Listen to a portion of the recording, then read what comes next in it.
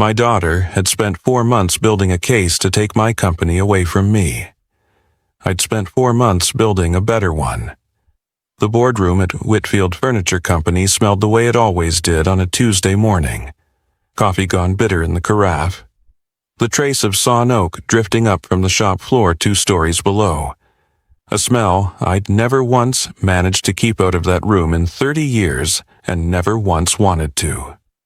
Vanessa stood at the head of the long walnut table we'd built ourselves back when the company was just the 2 of us and a rented workshop on Leonard Street. Her hands were flat against the wood, her voice steady, mid-motion. "I'm calling for a formal vote," she said, citing documented performance failures on the part of the current CEO. 6 board members sat between us, most of them avoiding my eyes, a few of them not. Somewhere below, a saw started up in the shop, the ordinary sound of a Tuesday that had no idea what was happening 2 floors above it. I sat at the far end, a slim folder closed in front of me, my hands resting on either side of it the way you rest your hands beside something you aren't ready to open yet. On top of the folder sat a fountain pen, old, brass-capped, the kind nobody carries anymore. Nobody in that room asked why it was there. I hadn't explained it to anyone, not even to myself, not really. I let Vanessa finish every word of her motion before I said anything at all, watching her eyes flick toward the folder in front of me. Nobody in that room knew whose signature was about to end the meeting, including, I suspect, my daughter. 4 months earlier, that folder didn't exist yet, and neither did the version of me who knew how to sit that still while my own daughter tried to take the company out from under me. My name is Grant Whitfield.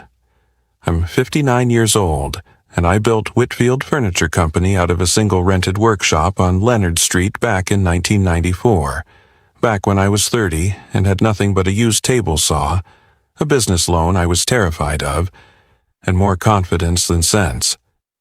30 years later, we had 60 employees and clients across 3 states, still making custom cabinetry and furniture the same careful way we always had, even after the spreadsheets got more sophisticated than I ever fully learned to trust. Vanessa is my only child, 32 years old, VP of Operations, groomed for this business since she was old enough to sweep sawdust off the shop floor for $1 an hour. She has an MBA. I never had the patience to pursue myself, a sharper read on logistics software than anyone else in the building, and an ambition I was, and still am, genuinely proud of.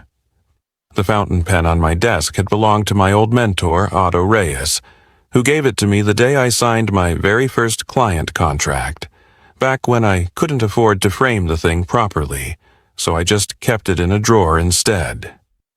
I'd used that same pen for every major signing since, every big contract, every loan renewal, a small private ritual Vanessa had watched from the doorway of my office her entire life, without ever once asking to use it herself. I'd told the board I planned to formally name a successor within the year. Vanessa assumed, reasonably, that the role was hers. What she didn't know yet was that I'd started quietly discussing an outside COO hire with 2 board members, just, I told myself, to strengthen the transition. She found out anyway. One afternoon, walking past my office, she overheard just enough of that phone call to understand I meant it more seriously than she'd ever let herself imagine. I didn't meet Preston Cole until much later than Vanessa did, and by the time I finally shook his hand, he'd already had 8 months to work on her. She met him at a regional manufacturing conference in Chicago, one of those events with too many name tags and not enough coffee, where he introduced himself as a private equity associate with a soft handshake and an easy way of asking questions that made you feel like the most interesting person in the room. He took an immediate specific interest in Whitfield. Not the products, not the craftsmanship, but the ownership structure, the succession timeline, exactly the kind of details a daughter frustrated with her father's hesitation might be a little too willing to share with someone who seemed to finally understand her. Their calls became a habit, framed, at least at first, as informal mentorship, an outside perspective on an industry Vanessa was still learning to navigate at the executive level. Preston was generous with his flattery. He told her repeatedly that she'd been overlooked, that a father who truly respected her would have handed her the reins years ago, that companies like ours, family-run, sentimental, slow to modernize, get undervalued and swallowed by bigger players the moment leadership starts looking shaky. He never said any of it unkindly. That was the trick of him. It always sounded like concern. Once, almost in passing, he mentioned that his firm keeps an eye on companies like this for opportunities, the kind of vague industry sentence that means nothing and everything depending on who's saying it. Vanessa let it pass without much thought. Why wouldn't she? People said things like that at conferences all the time. I wasn't blind to her frustration, even if I never fully understood how deep it had grown. She'd trained for this role for a decade, learned every piece of the business from the shop floor up the way I once had, and watched me hesitate to formally hand it to her for reasons I told myself were prudent, and told her, when I told her anything at all, were about making sure the transition is solid. I've never been a man who says, "I'm proud of you," the way people do in movies. I showed it, I always believed, by trusting her with bigger and bigger pieces of the company. I never once considered that trust delivered quietly might feel, to someone waiting for a word, like no trust at all. Preston noticed that gap in us before either of us did. One evening, on a call, Vanessa later admitted to me she'd taken sitting in her car in our own parking lot. He suggested, gently, almost like an aside, that if the board ever had real reason to question my judgment, the transition she'd been waiting years for might happen a great deal faster and a great deal cleaner than waiting patiently for my blessing ever would. The first crack showed up small enough that I blamed myself for it entirely. Two of our larger client orders, a hotel renovation package and a corporate office build-out, came in late that spring. Nothing catastrophic. Just enough of a delay to draw uncomfortable questions from clients who'd never had reason to ask them before. When the board raised it, Vanessa was the one who explained it. Calmly, professionally, suggesting that my continued hands-on involvement in scheduling, a habit from the company's earlier years, had started creating bottlenecks that a more modern operations structure would have avoided. Nobody accused me of anything. It was worse than that. It was concern, wrapped in the language of process improvement, and I sat there nodding along because some part of me wondered if she was right. The second crack came a few weeks later, while I was in the hospital for what should have been a routine outpatient procedure. Nothing serious, just enough recovery time that I was medicated and asleep most evenings by 9. During that week, a costly material change order went through under my digital signature, a switch to a more expensive imported hardwood that blew a hole in our margins on an already tight contract. When two board members quietly raised concerns afterward, Vanessa forwarded them a set of emails, selectively trimmed, suggesting I'd approved the change myself without proper sign-off. I hadn't approved anything. I'd been asleep.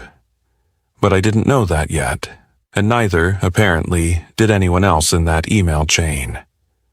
The third crack was the one that actually cost us something real. Marbury Hotels had been a client since almost the beginning, one of our very first contracts. The kind of relationship built on 20 years of finishing every job exactly the way we said we would. During their renewal conversation, Vanessa told their procurement director, gently, almost helpfully, that Whitfield was going through some leadership restructuring, and that it might be safer to move the contract elsewhere temporarily until things stabilized. Marbury didn't come back. We lost a 6-figure renewal to a competitor 2 states over, and I found out only after the fact from an apologetic voicemail I didn't fully understand until I'd listened to it 3 times. I'd built this company on a simple idea that you trust people to prove themselves and you build something real out of that trust over time. I'd never once accounted for someone who only had to prove she still knew my signature. I didn't suspect Vanessa, not once. Why would I have? I suspected myself instead, quietly, the way men my age start suspecting themselves of things nobody's actually accused them of. Wondering in the shower, driving home, staring at the ceiling at 2 a.m, whether the delays and the missed sign-off and the Marbury call were early signs of something slipping in me that I hadn't caught yet. The night after we officially lost the Marbury account, I sat alone in my office long after everyone else had gone home. A delivery schedule open on my screen, one I stared at for nearly 20 minutes before I let myself admit the truth of what I was looking at. I didn't remember approving a single line of it. Curtis Ambrose had run our shop floor for 22 years, long enough to remember when the whole company fit inside one rented building on Leonard Street. Long enough that when he knocked on my office door that Thursday afternoon, I knew immediately it wasn't about a machine. "Got something you should probably look at," he said, setting a printed log down on my desk instead of just emailing it, the way you hand someone bad news in person instead of letting it arrive alone on a screen. It was a routine software audit, the kind IT ran twice a year without anyone paying much attention to the results. Curtis had noticed one line that didn't sit right with him. The material change order tied to the board's concerns, the one that had blown our margins on the imported hardwood, had been digitally signed under my login credentials at 11:47 p.m. I looked at that timestamp a long time before I let myself understand what it meant. That was the night of my procedure. I remembered the anesthesia wearing off strange and heavy, remembered Vanessa driving me home, remembered being asleep in my own bed by 9 o'clock with a painkiller in my system strong enough that I hadn't even woken for the dog barking at something in the yard. I hadn't signed anything at 11:47 p.m. I couldn't have. 30 years. I trusted my own name on a document the way you trust your own heartbeat, without ever once needing proof it was really mine. A server didn't care about 30 years of trust. It only cared about a timestamp, cold, specific, indifferent to how impossible it felt sitting across from it. I didn't confront anyone, not yet. Whatever this was, I needed to understand its full shape before I said a single word about it out loud. "Curtis," I said, keeping my voice even, "I need you to pull every login and every approval record from the last 4 months. Everything. Don't tell anyone why." He studied my face for a moment, the way a man does when he already senses something he isn't being told, then nodded once and left, without asking the question I could see forming behind his eyes. That night, I sat alone at my desk long after the shop had gone quiet below me, and for reasons I couldn't fully explain even to myself, I opened the bottom drawer and found my passport, checking the date stamp from my last trip. Some instinct in me already understanding that I might need to prove, formally, legally, exactly where I had been on a night I could no longer simply take anyone's word for. Over the following weeks, Curtis and I worked quietly with a forensic IT consultant named Priya Nandan, a careful, unhurried woman who treated our server logs the way a surgeon treats an X-ray, reading meaning into details I wouldn't have known to look for. Piece by piece, we reconstructed a pattern that made my stomach turn a little more each time a new part of it surfaced. The misrouted client orders traced back to scheduling changes made from an internal terminal during hours I was reliably somewhere else entirely. The edited emails suggesting I'd approved the hardwood change without sign-off had been trimmed and forwarded from an account with access only a handful of people in the company actually had. The Marbury call logs, pulled directly from our CRM system, showed the conversation with their procurement director had come from an internal extension. Not mine, Vanessa's. I sat with that discovery longer than any of the others, the shop noise below my office suddenly sounding very far away. Priya found one more thing I hadn't expected and hadn't asked her to look for. Recurring calendar invites going back nearly 8 months between Vanessa and a contact listed simply as P. Cole. A little more digging turned up public filings connecting a Preston Cole to a private equity firm that had made 3 prior acquisition offers on mid-sized manufacturing companies, each one arriving within weeks of a public leadership crisis at the target company. I sat back in my chair and understood all at once that this had never been simple resentment boiling over on its own.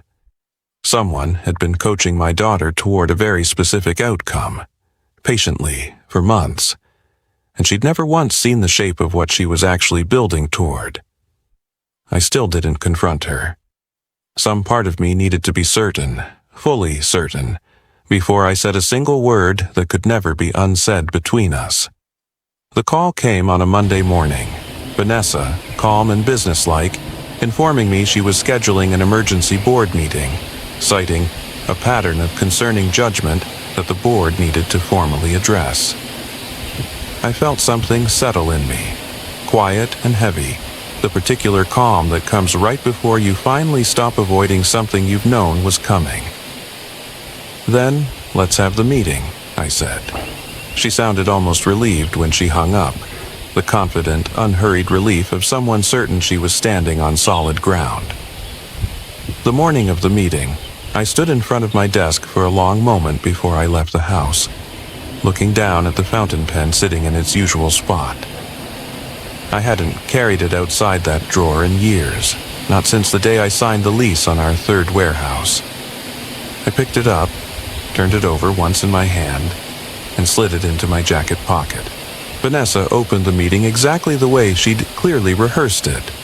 Calm, measured, professional, laying out the delayed orders, the material change order, and the loss of the Marbury account as evidence of a pattern she called, without once raising her voice, concerning judgment that the board can no longer responsibly ignore.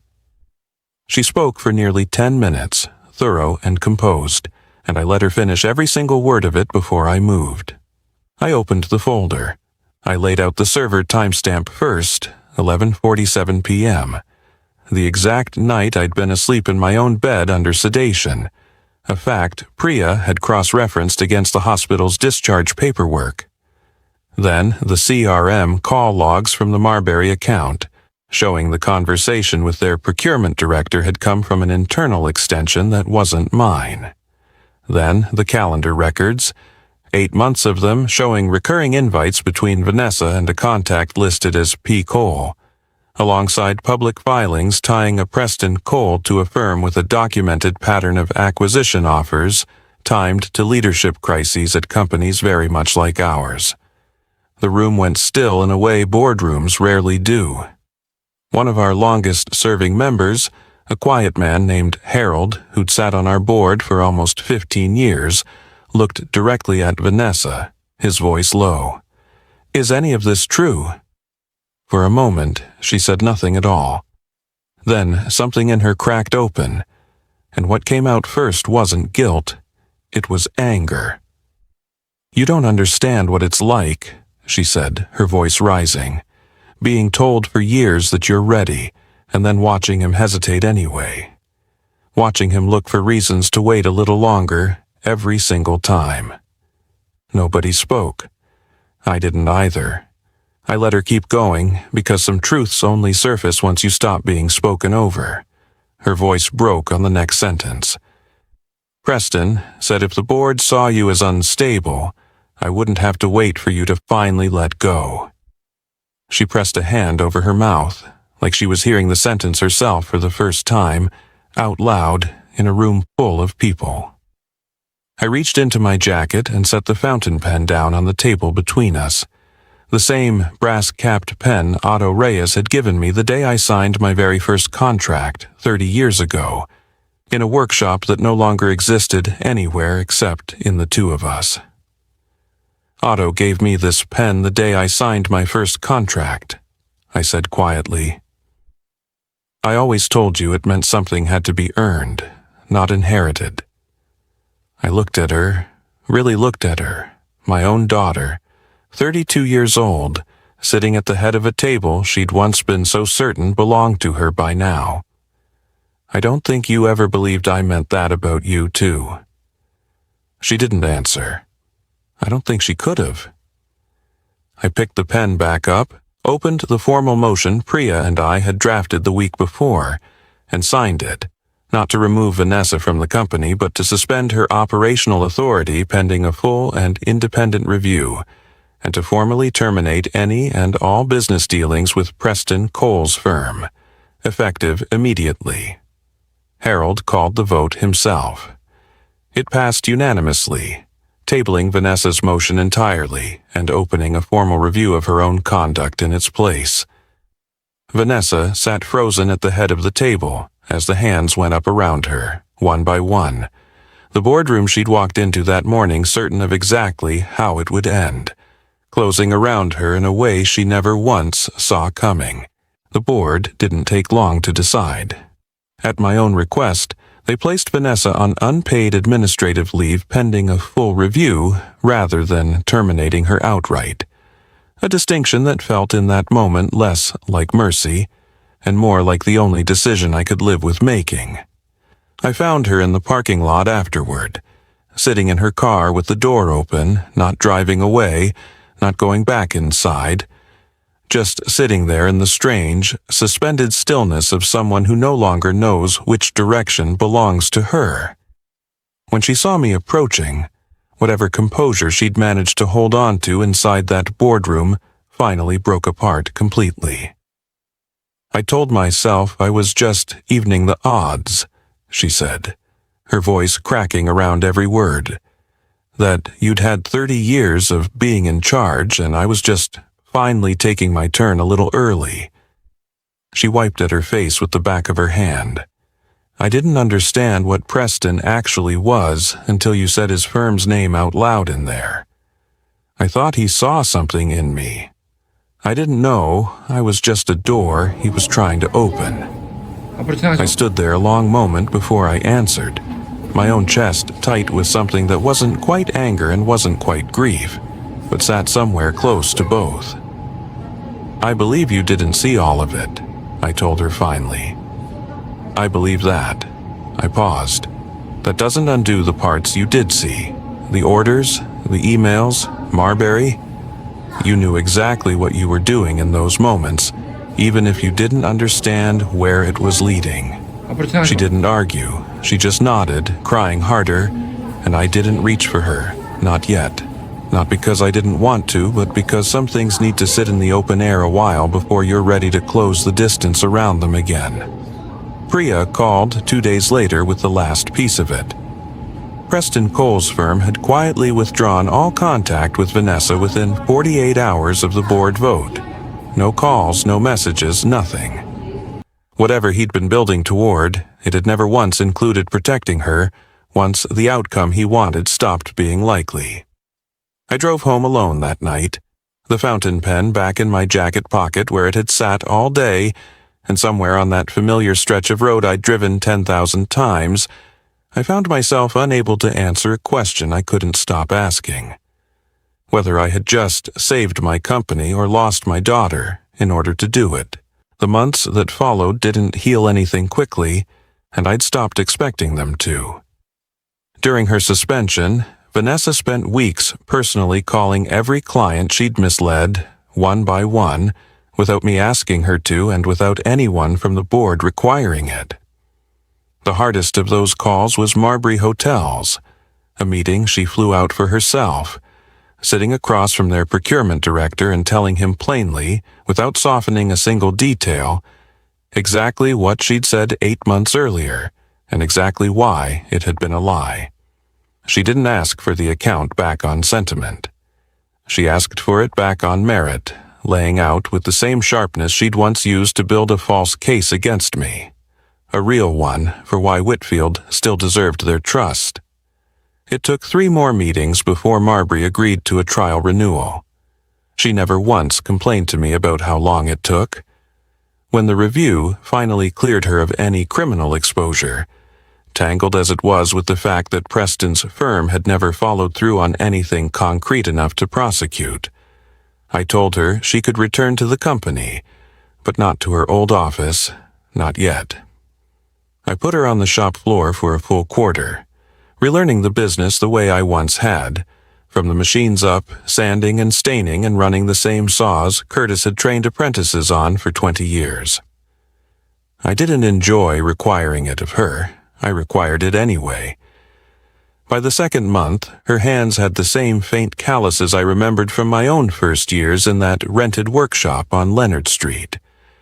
By the 3rd, her name started appearing again on the client call log. Small entries at first, a rescheduled delivery here, a satisfied follow-up there. Nothing dramatic, just steady proof accumulating quietly in a place numbers don't lie. When the quarter ended, I brought her back into my office, the same fountain pen sitting on the desk between us, and drew up a new contract, one that reinstated her as VP of Operations. I signed my half first, the way I always had, and slid it across for her signature, watching her hands, rougher now than they'd been in years, sign her name beneath mine. A few weeks later, I stood near the loading dock one afternoon and watched her walk a finished order out to the delivery truck herself, checking the straps, double-checking the paperwork, the same unglamorous, careful work I used to do myself back when the company was nothing more than the 2 of us and a rented workshop with a single table saw between us. People sometimes ask me what the hardest part of all this was. It wasn't proving what happened. Curtis and Priya handled that with a precision I couldn't have managed on my own. The hardest part was accepting that my daughter's betrayal came from feeling unseen, not from wanting to destroy me, and that both of those things could be true at the exact same time. Family doesn't earn a free pass to break what they didn't help build, but it does earn them the chance to help repair it. I think about that fountain pen sometimes, still sitting on my desk, the same one that signed our very first contract and her very first real second chance. It's done more work in the last year than in the 10 before it combined, and somehow that feels right. If this story reminded you of a time you had to protect something you built, even from someone you loved, I'd like to hear about it. Share your story in the comments, like this video if it meant something to you, and subscribe for more stories about family, quiet resolve, and the difference between losing someone and simply waiting for them to come back.